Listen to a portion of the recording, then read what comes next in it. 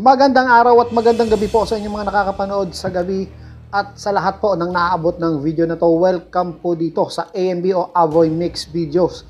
Ngayon po matutunghayan natin itong paghahanda na ginagawa ng Taiwan, tingnan natin kung paano nila inihahanda itong kanilang mga launcher, yung mga missile, kasi mukhang mas maaga pang mahihinog ang away nito at saka ng China. Talagang ganid talaga itong China, talagang gusto nilang sakupin itong probinsya. Sabagay, dati naman talaga nilang probinsya itong Taiwan. So, mukhang nagkakainitan na at yung dahil ito dun sa nag-practice yung tinatawag ng military exercise. Biruin mo sa palibot ng Taiwan. So, ito po ay masyadong nakakabahala. Tingnan po natin ngayon, ito po yung video.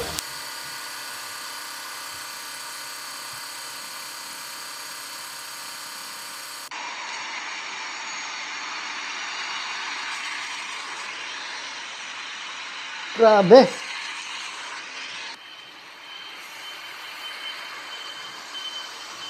Etong missile na to parang kagaya nung sa Israel, Ito kaya ay pang-opensiba o depensa. Palagay ko, parehas to, pwedeng gamitin sa opensiba o sa yung depensa.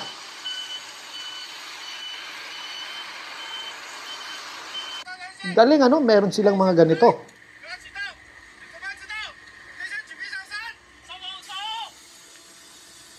Mukhang palaban din talaga itong Taiwan. Siyempre talagang suportado to ng suportado po ito ng US.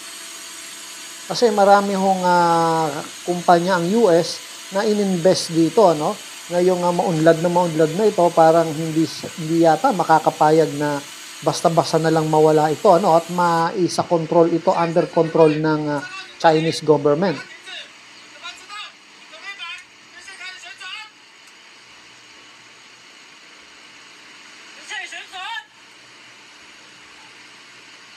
Ito ay mula sa news ito, balita, Taiwan News. So, yan po yung nangyayari sa mga kasalukuyan. Maugong po sa social media na talagang magkakaroon ng gera dito sa... Kaya ito, nire-ready na nila. Ayan. Alam nyo po ba na natutuwa itong mga Taiwanese nung nag-deploy ang US ng mga long range o mid-range missile, yung tinatawag na Typhoon missile. Kasi kaya itong umabot sa mainland China po. At kaya nitong ipagtanggol ang Taiwan. Alam nyo po ba na pagka natuloy ang gera sa pagitan ng Taiwan at ng China, dahil sa hangad na pag-invade dito ng China, ay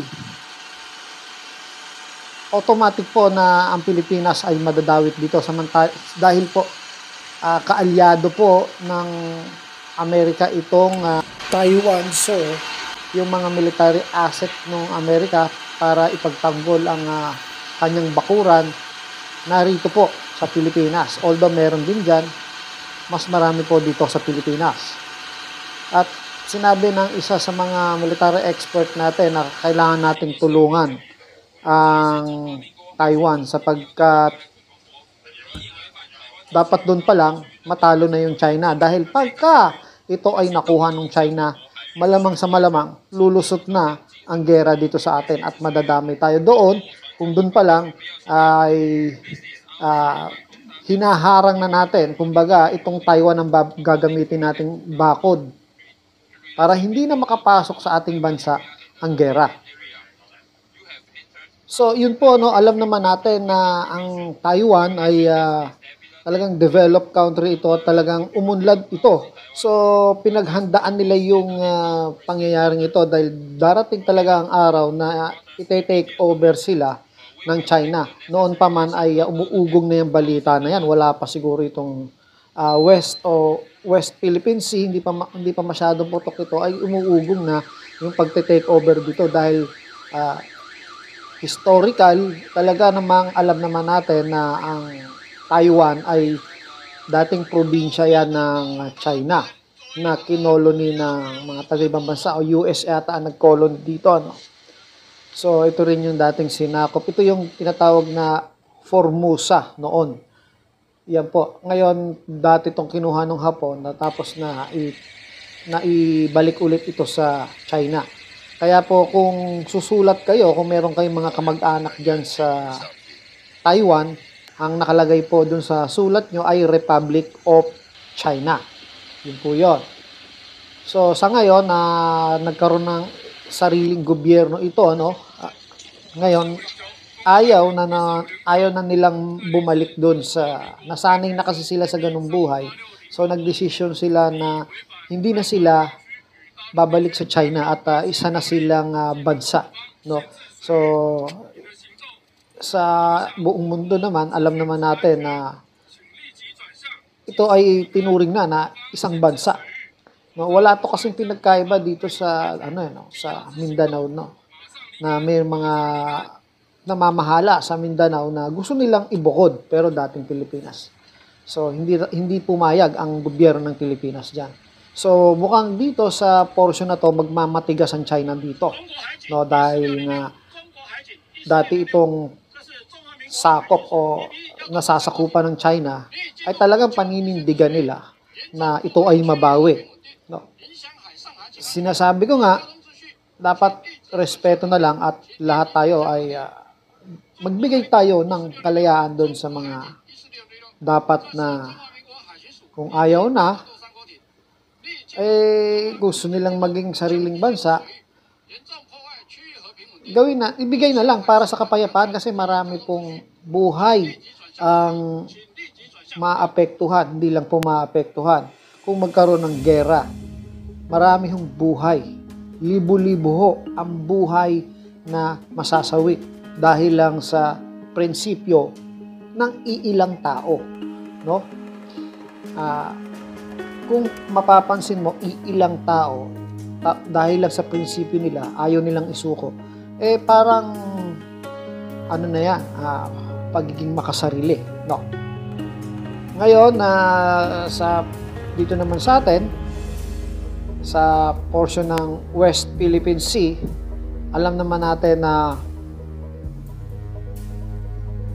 kung magkagera dyan, sana small scale lang, dun lang sa dagat. Pero darating yung araw na hindi ito makokontrol. Maaaring umabot ito sa mga land area. Land area natin, Pilipino, o land area nila ng China. At sigurado, pag pumasok ito sa land, marami talagang buhay ang maapektuhan. Kita nyo naman yung example ng gera sa Ukraine at saka libo-libo ho ang namatay dyan, mga sundalo. Iba, ginawa na lang sundalo dahil kakapusan ng mga kasundaluhan. At kita nyo naman yung devastated yung area, no? Parang naging disyerto o parang naging ghost town at talagang wasak-wasak yung mga building, Maraming pamilya ang nagkawatak-watak, nagkalayo-layo. Ang mga bata na dapat nag-aaral na sa eskwela, naging refugees at yun, sabi ko nga, nagwatak-watak yung kanilang pamilya. Kung tungkol naman sa kagamitang pandigma, tayong mga Pilipino hindi natin alam, pero alam natin kulang na kulang ang ating mga missile. Kasi kita nyo naman kung magpakawala ng missile doon sa Iran, diba? Biro mo 200 missile. Hindi ko alam kung meron tayong 200 missile dito. So hindi uubra. Dapat meron kang ganyan o higit pa. O siguro mga sabihin natin 20,000 missile. O kung meron kang Typhoon dito, hindi dineclare ng Amerika kung gaano karaming missile, yung Typhoon missile ang inilagak nila sa Pilipinas. So hanggang dito na lang po, ipinakita lang natin sa inyo yung sitwasyon sa pagitan ng China at ng Taiwan. Aminin man natin sa hindi, talagang makikita natin na lumalala po ang tensyon at palala pa ng palala. Panalangin natin na hindi na matuloy ito, kagaya ng sinasabi ko. Wala pong imposible kung lahat tayo mananalangin at alam naman natin kung ito ay para sa kabutihan, ito po ay didinggin ng ating Panginoong Diyos. At kung ito naman ay hindi pakinggan, sapagkat siguro ay may mas mabuting dahilan ng Diyos kung bakit po mangyayari ang mga bagay na ito. Hanggang sa muli po, ito po ang Avoy Mix Videos.